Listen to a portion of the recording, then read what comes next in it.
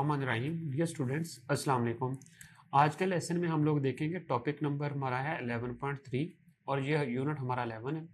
इसमें हमने देखना है क्वाड्रिलेटरल्स। क्वाड्रिलेटरल्स क्या है, इसमें किस एसएलओ को डिस्कस करेंगे, देखते हैं। Recognise, compare and classify types of quadrilaterals and their characteristics.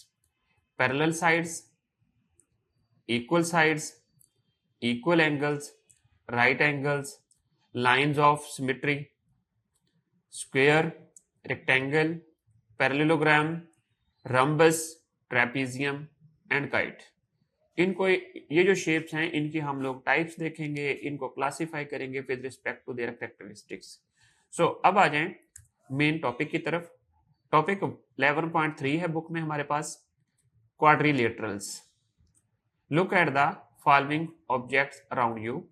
अब आप इसका मतलब ये है कि हम लोग जब अपनी सराउंडिंग में देखते हैं कि ये देखें जरा, ये हमारे पास कार है, फिर इसी तरह हमारी नोटबुक है जो बैग में होती है, इसी तरह ये वॉल मिरर जो है ये आपका कमरे में जो है वो इसी तरह लगा हुआ कोई रोशनदान होगा, उसको देखें, ऑब्जर्व करें। तो अब आप देखें कि ये जो विंड स्क्रीन है इसकी साइड की गाड़ी के, तो उसकी कौन सी शेप है, ऑब्जर्व करें और रिकॉग्नाइज करने की कोशिश करें।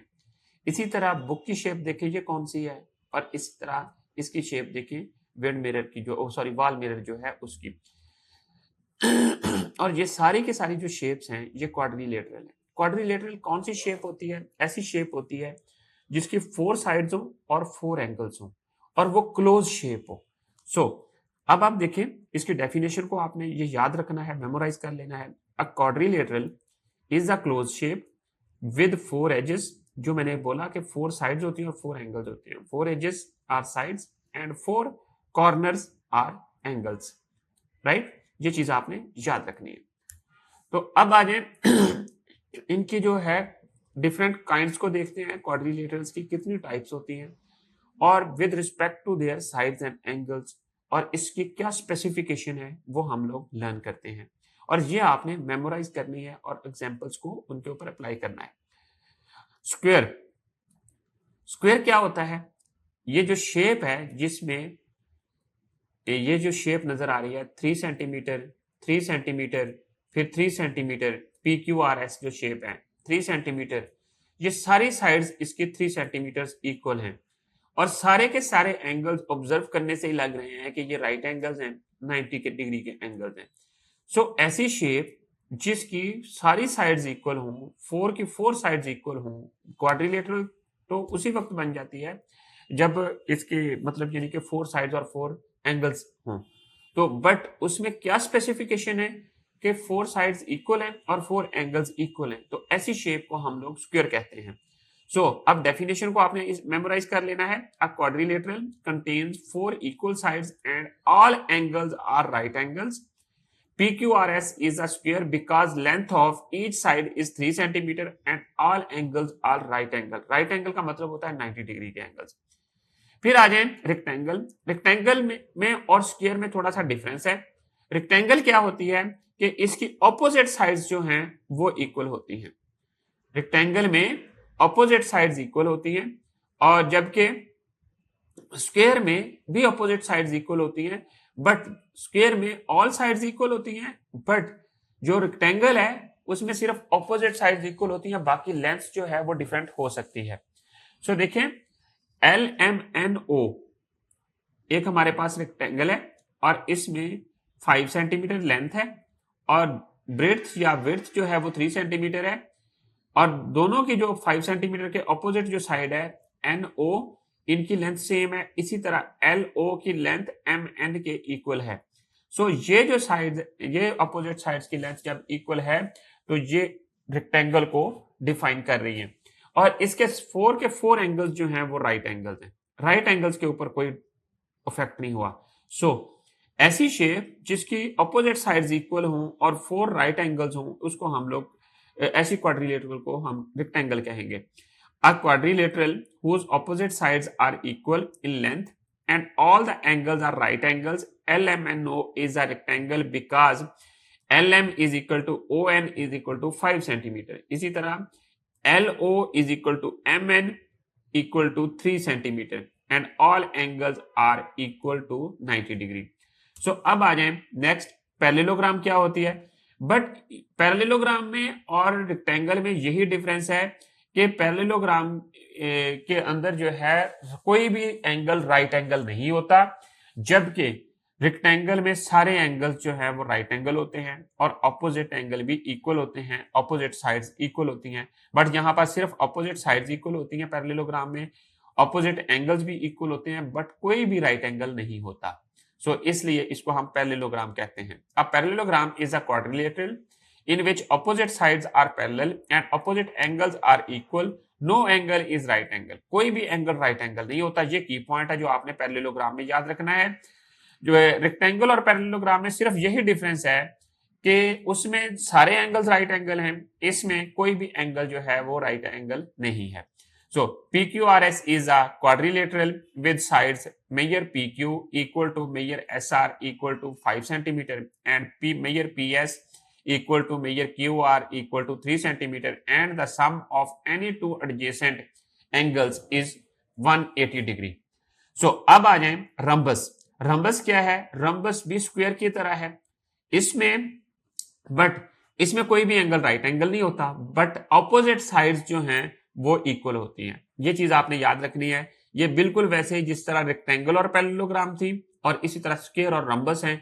और स्क्वायर में सारे एंगल्स जो हैं वो राइट एंगल होते हैं, 4 के 4 सारी साइड्स इक्वल होती हैं। बट रंबस में क्या होता है कि ऑल द साइड्स जो हैं वो हमारे पास इक्वल होती हैं but no right angle. Opposite angle भी इक्वल होते हैं but no right angle. So it is a quadrilateral in which all the four sides are equal in length and parallel opposite angles are equal but there is no right angle in rhombus। rhombus में कोई भी right angle नहीं है। So in the figure PQRS is a rhombus, diagonals intersect each other at 90 degree। Here PQ and QS are the diagonals of the rhombus। ये वाले जो हैं SQ या QS और PR, ये सारे के सारे ये दोनों जो हैं ये डायगोनल्स हैं। अब आ जाए ट्रेपेजियम की तरफ। ट्रेपेजियम क्या है? ट्रेपोजाइड भी इसको बोलते हैं ट्रेपेजियम को, और ये है a trapezium is a quadrilateral. ये इसकी प्रॉपर्टीज आपने याद रखनी है। Is a quadrilateral having two parallel sides and two non parallel sides. And अब आ जाए an isosceles trapezium is a trapezium in which the non parallel sides are equal. In the figure, PQRS is a trapezium and WXYZ is an isosceles trapezium। ये जो non parallel sides है ना, ये equal इनकी length होती है, तो ये जो होती है इसको आइसोस्केलस ट्रेपेजियम कहते हैं। इसको ट्रेपोजाइड भी कहते हैं ट्रेपेजियम को। ये चीज आपने याद रखनी है। इस तरह PQRS भी हमारे पास एक ट्रेपेजियम है। तो ये अब आ जाए नेक्स्ट। रिमेंबर क्या है? Trapezium also known as trapezoid. ये मैंने आपको पहले ही बताया है। अब आ जाए काइट की तरफ। ये भी एक क्वाड्रिलेटरल है। This is kite.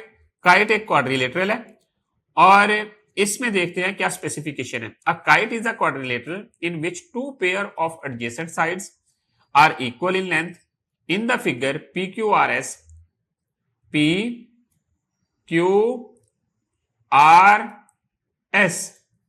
PQRS is a kite because measure PQ equal to measure PS and measure QR equal to measure RS and diagonals intersects each other at 90 degree। So activity 11.2, write the difference between rectangle and square। rectangle और square के अंदर क्या difference है ये मैंने आपको बता दिया है कि rectangle जो है उसके all एंगल्स जो हैं वो 90 डिग्री के हैं, जबकि स्क्वायर के रेक्टेंगल और स्क्वायर में यही डिफरेंस है मेन के दोनों में ऑल एंगल्स जो हैं वो 90 डिग्री के हैं। ऑपोजिट साइड्स दोनों में इक्वल हैं, बट जो इसमें स्क्वायर है इसमें 4 साइड्स की लेंथ इक्वल होती है, सारी इक्वल होती हैं, बट रेक्टेंगल में 2 अपोजिट साइड्स की लेंथ इक्वल होती है, उसके अलावा नहीं होती। सो अब आ जाए नेक्स्ट हमारे पास है 11.3